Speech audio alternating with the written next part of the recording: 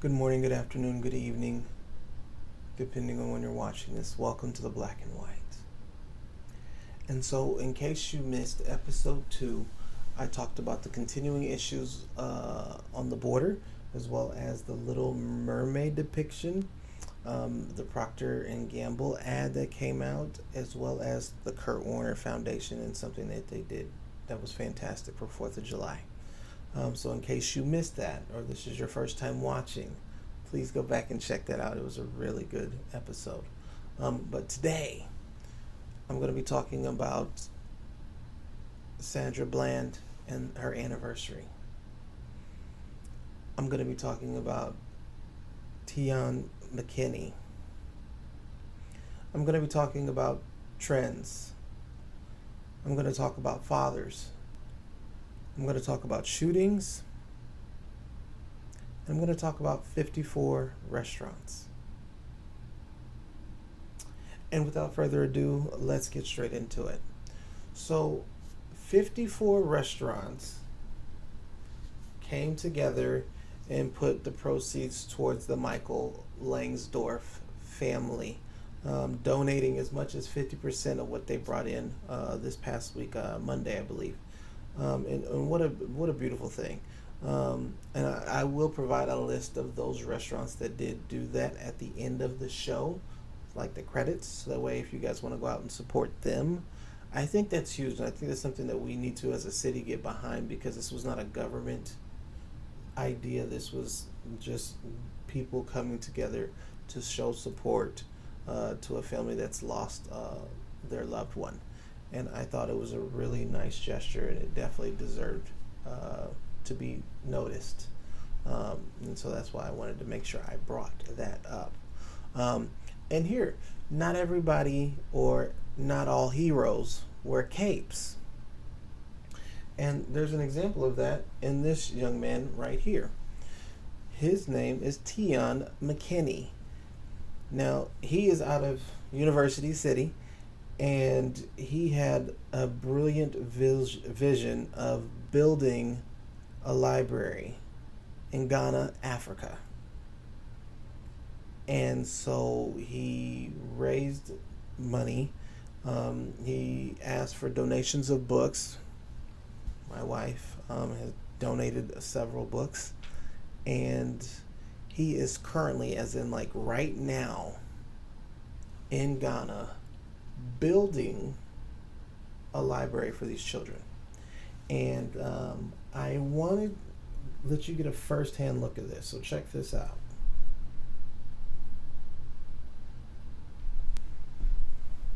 This is all on his Facebook page.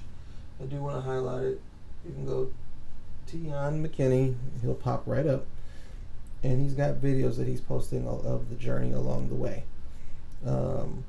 And so there he is with some of the kids. But let's get a better look. Oops.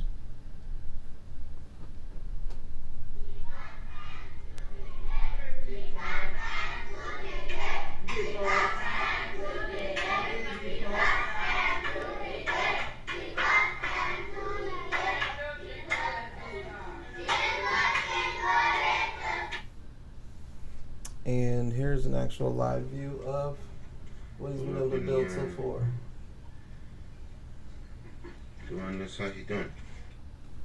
Simply incredible. And there's other videos that you can look at. Those are just two that really moved me.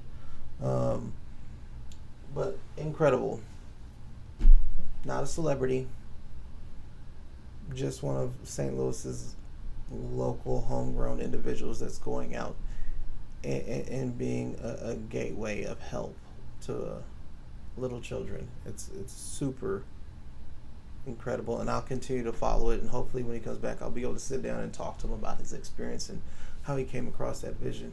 But I'll continue to follow it, and like I said, if you're interested or you want to see if maybe you can donate some things, feel free to look him up on Facebook and send him a message and see how you can assist.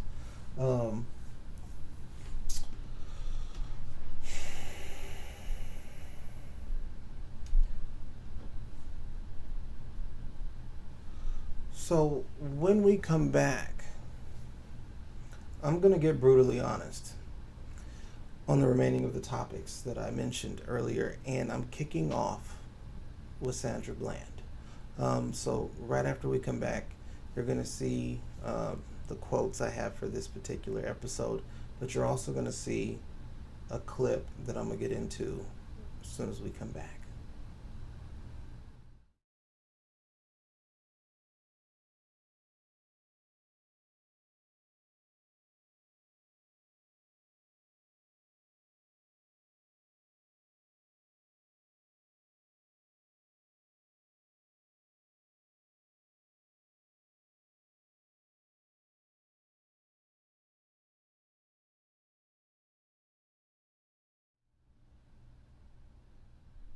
Get out of the car now. Why am I being apprehended? You trying to give me a ticket for your failure? Get out of the car. Why am I being apprehended? You just opened my car door. You just opened my car door. So you threatening to drag me out of my own car. Get out of the car. And then you gonna stun me? I will light you up. Get out. Wow. Now. Wow. Get out of the car. For a failure to signal. You doing all of this for a failure to signal. Get over there. Right, yeah. Yeah, let's take this to court. Let's do it. For a failure to signal. Yep, for a failure to signal. Get off the phone. On my school. Get off the phone. I'm not on the phone. I have a right to record. This is my property. This is my property. Sir? Put your phone down. Right now. It's time to get brutally honest. So the video that you just observed was just recently brought to light on Monday, one day after her suicide 4 years later. That video was never brought into evidence at the time of when this all took place. It literally just got released 4 days ago, which is inexcusable.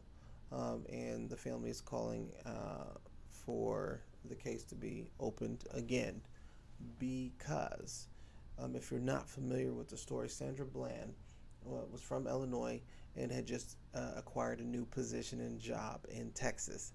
And so that was the reason for the drive down there. She was intending to start a new life.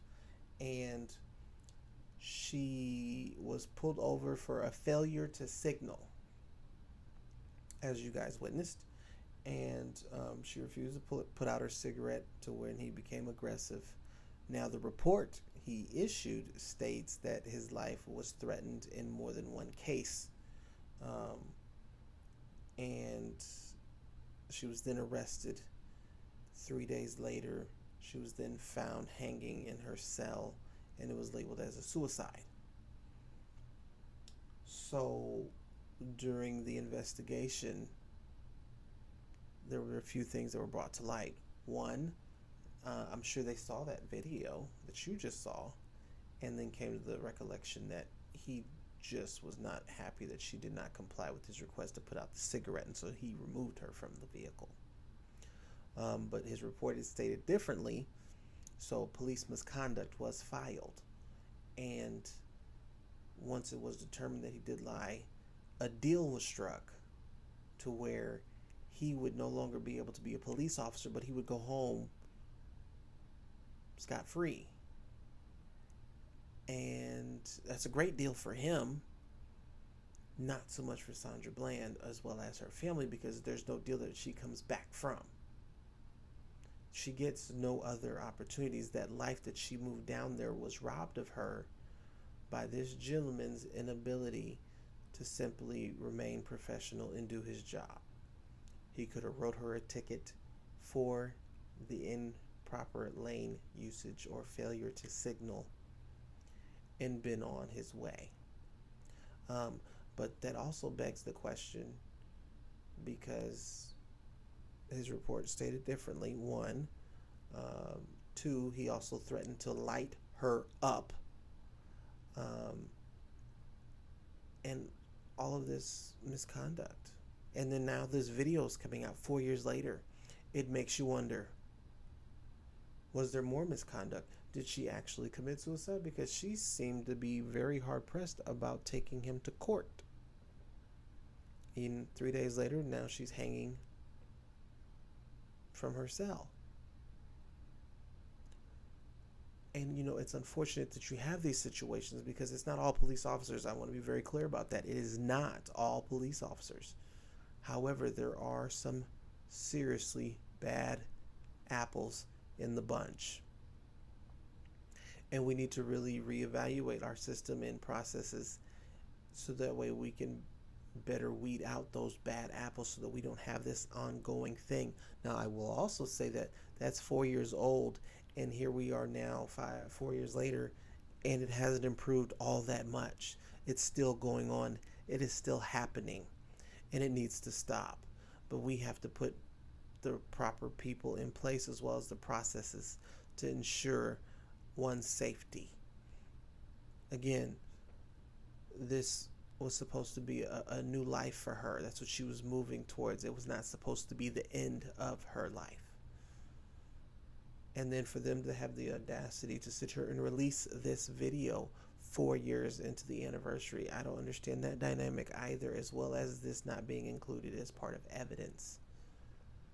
These are things that we have to evaluate, and we have to do better at holding individuals accountable for their misdeeds, and being transparent with the community so that way we can make sure the proper things are happening. We cannot continuously cover this up. It's wrong, and most certainly he should not be able to just turn in his badge and go on about living the rest of his life while she's lost hers. And hers isn't the only tragedy. As I said, my other topic is shootings. So let's get into that, shall we? What you're looking at is the incident crime ratio between 2017 and 2018. So there's some things that immediately stick out to me. And so let's circle them, shall we? Give me 1 second here. In terms of rape, sodomy, and sex offenses, there was 157 in 2017, and in 2018, we're up to 174, which is a 10% increase, and that's not accounting for what's taking place now here in 2019. Robbery, firearms, 250 in 2017, 218, so it's went down compared to 2017. However, nothing worth bragging about. In terms of robbery with a knife or a cutting instrument, we've increased from there up to 41, so that's a 12% increase. In terms of assault with a firearm, 2017 it was 567, and in 2018 520. But we don't have a gun problem, and we're going to become an open carry. We are an open carry state, so that's really working out well for us. What else sticks out here? More aggressiveness, more than anything, not necessarily with, like I said, there's more fights. 226 compared to 163. That's a 28% increase. What else sticks out? The rest are larceny. This is a problem, and we need to make sure that we are positioning ourselves to be in a better position. With the shootings, that's just entirely too many. Entirely too many people are getting shot or getting hurt because of these firearms. Now, look at this. I didn't even know about this. I came across this and I was very fascinated by it. So they implemented this ShotSpotter expansion system that can triangulate the sounds of bullets and then kind of put it it can zone in and kind of figure out where its location kind of originated from, which is amazing. And so in its very first year, it helped make 23 arrests and seize 16 guns from a total of 2,408 ShotSpotter calls. Now, so it breaks it down for you. So again, if I get to the highlighting aspect of it, There's a total of 2,408. Only 147 were reported, and so then you had the breakdown there where they were able to be caught. And so I just want to read this little paragraph down at the bottom. Of the total 2,408 alerts, only 297 alerts were received at least one call for service. So these totals show departments that citizens are living in the communities of with gunfire and that are not calling the police when the gunfire is actively occurring. And there are a variety of reasons why the police, citizens may not be contacting police. However, these things are being tracked, and they are planning on expanding on it. But I have to say, we as parents have to do our part. It is not 100% up to the police. I'm a firm believer in that. So let me transition back to where you can see me. Hold on one moment. Yeah, 100% the shooting has to stop. We as parents have to sit down with our children and talk to them and get a better understanding of just exactly what they're doing, what influences they're being exposed to, and showing our children more love and less hate. Because at the end of the day, these kids that are going out and killing themselves, there are parents, there are father figures, and they're merely following what they see on television or what they hear in music. And it's unfortunately, you don't get a restart. There's no reset. This is real life. And, the shootings have almost become a trend, among other things, which leads me into my topic. Just recently, within this week, this Face app became a worldwide craze where people were aging themselves, which I find to be so very ironic because of the dynamics that we currently have. The likelihood or the percentage that you actually get to make it to that age, what was it, 2051? What's the likelihood of you actually getting there at this point? Or your spouse or your children? The fact that this can become a trend, or even the cucumber challenge, which I don't need to really explain, it's a trend. Like, how? This doesn't make any sense to me. Why isn't things that benefit or help somebody else, why isn't that a trend? Why isn't reading your children a book before they go to bed a trend? Or, eating dinner as a family with no devices a trend? What about spending majority of your time as a parent rather than partying? What about telling somebody that you love them while they're still alive rather than waiting till it's too late? These are things that, truthfully, it should just be standard. It shouldn't be a trend, but we need to make it a trend so it becomes the cool thing to do, because the things that are currently viewed as cool are far from not. I mean, it's absolutely insane, some of the things that are trending and that is considered popular and gets all these views. They've often said here, you could sit here and show a woman that's really curvy in a bathing suit, and then you could show a young man helping children. He won't get any views or very little views, and she'll get 10,000. Our view of what's appropriate and attractive is totally out of context. And that's something that we need to be, universally looking at and trying to change for the better. And so that also kind of ties into where I want to go next, in fathers. So again, and I kind of alluded to it earlier, our job is more than just going to work. Our job is much more than bringing home income to take care of the household matters.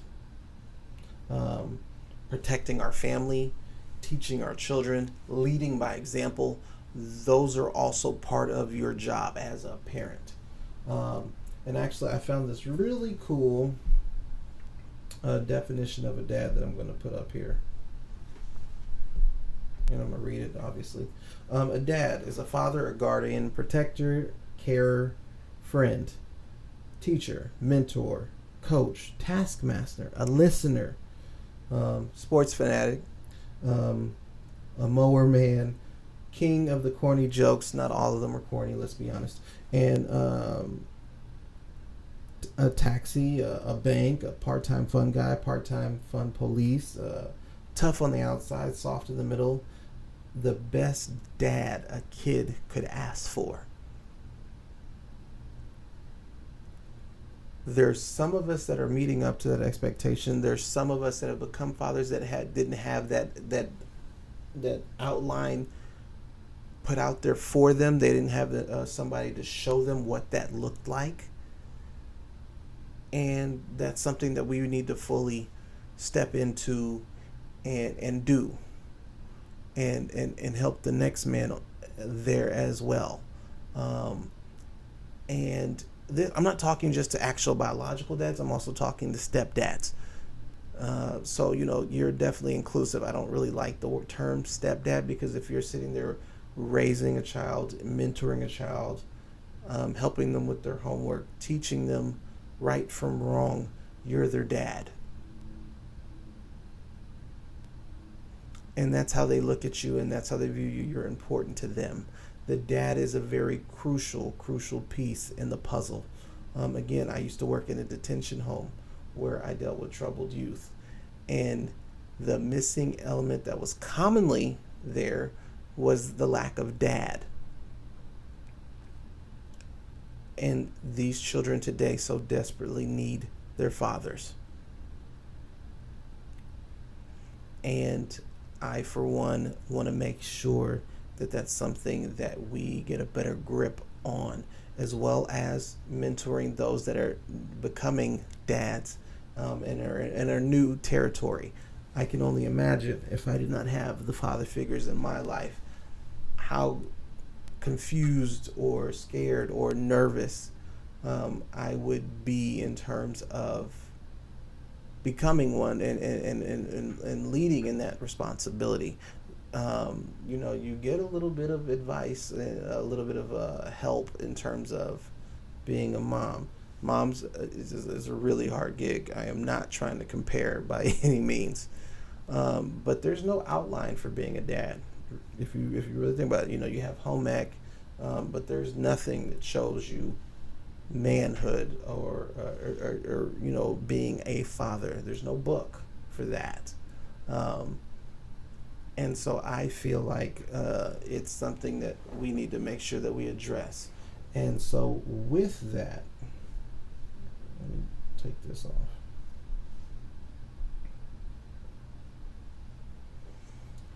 I want to let you guys know that I am currently creating a dad group, and I'm going to call it Fathers Stand Up for STL. And it's going to focus on dads being able to come together and do activities with their children in one unit. It is not about color. The color spectrum has absolutely nothing to do with it.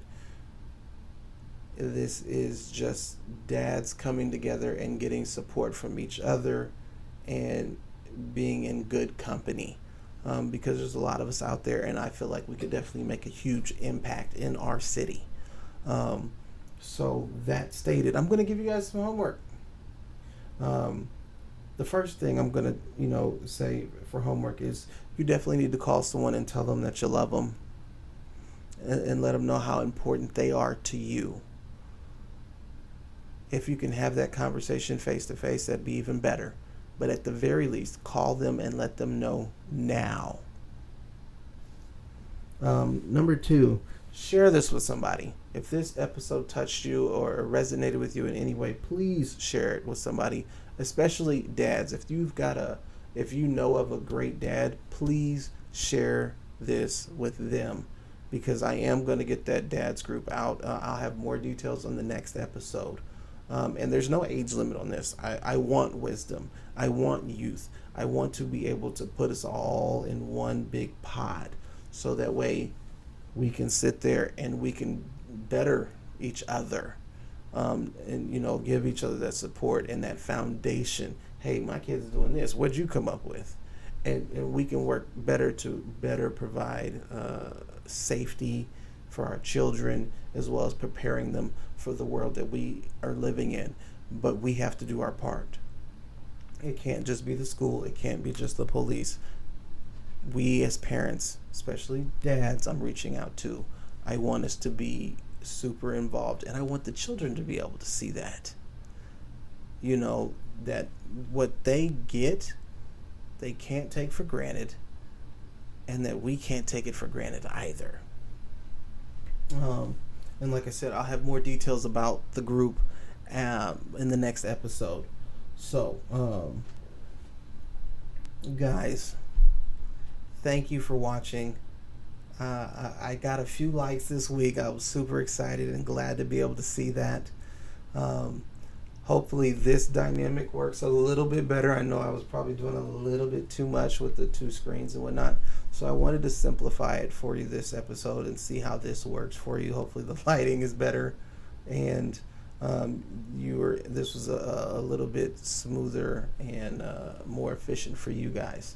Again, I'm going to have the restaurants that stepped up and supported Michael Langsdorf's family at the end here, so don't leave just yet. Check those out. See if you can go support one of those this weekend. Until next time, good morning, good afternoon, good evening.